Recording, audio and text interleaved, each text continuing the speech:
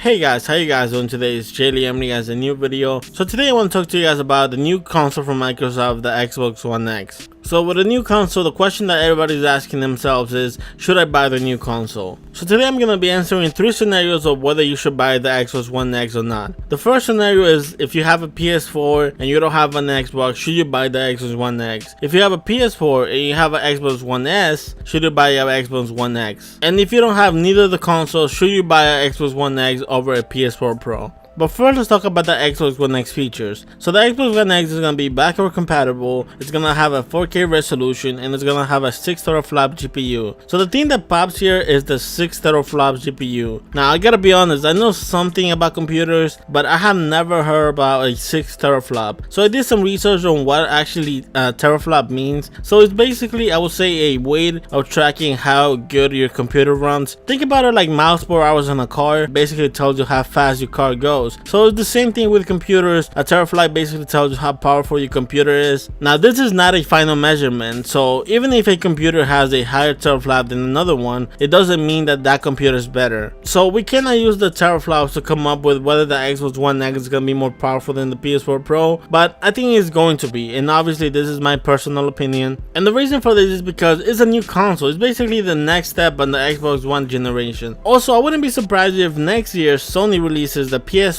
and is equal or even stronger than the Xbox One X. And the reason for this is because consoles are kind of becoming like cell phones, where every single 2 years a new console comes out that has some improvements from the last one, and that is called the new generation. So you can use this information either way. You honestly can care about whether one console is more powerful than the other one, but for me what I really care about is games. So let's talk about games. Now the Xbox One X was announced this year in E3, and it was actually one of the first things that Microsoft showed on their conference, which actually got me pretty excited because I wanted to see the next game basically. Like, what is the big thing that Microsoft is going to come up with the Xbox One that's going to make you want to buy the console? And I gotta be honest, I didn't see that game. Also, they didn't show a game that's going to come out in the future. The only games that they showed that were somewhat exciting were third-party games that are going to also come out for the PS4 and it's going to come out for PC. So they're not exclusive to the Xbox One X. But if Microsoft doesn't come out with exclusive games for the Xbox One X, I feel like that power is not going to matter. And what I mean by this is that third-party games are not going to push the console forward because they're not going to make games run better on the Xbox One X over the PS4 Pro. Third-party games are always going to run the same on both consoles. So it doesn't really matter that the Xbox One X is more powerful. The games that push consoles forward is games that are exclusive to that console. For example, look at the PS4 Pro. The games that have pushed that console to the max and that has shown us what the PS4 is capable are games like Uncharted 4 or Horizon Dawn. Those games look incredible and run better than any other game in the PS4 Pro. It doesn't matter if it's Destiny, Battlefield, Overwatch. There's not other games that run better in the PS4 Pro than Uncharted 4 and Horizon Dawn. And the reason for that is because those games were made to run in the PS4 Pro. So that is what the Xbox One X needs. If the console is as powerful as Microsoft claims it to be, then the only way we're gonna see this is if there are exclusive games that come out for this console. If not,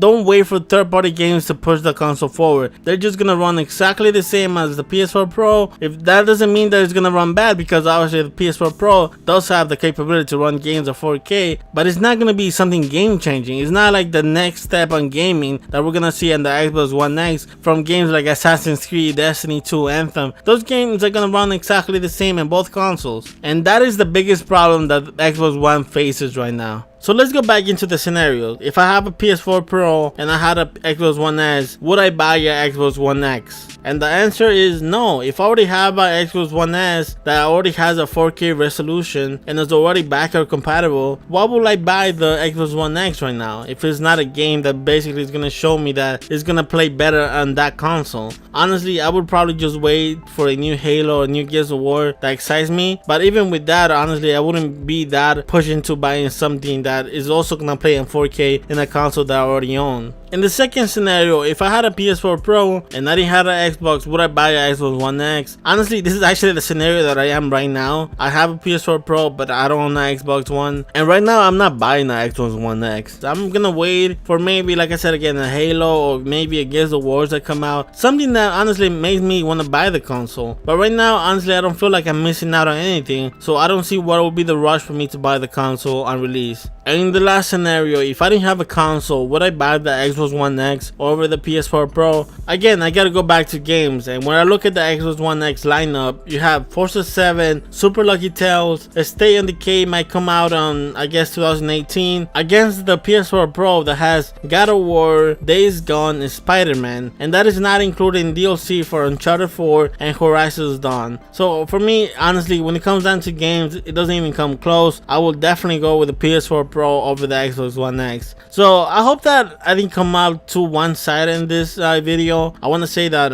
I think that what the Xbox One X needs right now is just better exclusive games that makes people want to buy the console. But right now, there's nothing out there that makes me want to say, hey, let's go buy the Xbox One X. So I'm just hoping for better games. I feel like the Xbox One X, like I said, is more powerful than the PS4 Pro, but I just need games to show me that. And if we do get better games, then I think I'll be more open to buying the console. So yeah, guys, I hope you guys enjoyed the video. If you guys did, please leave a like. If you guys subscribe to the channel, that means a lot to me. I hope you guys have a great day, guys. Take care, guys. Peace.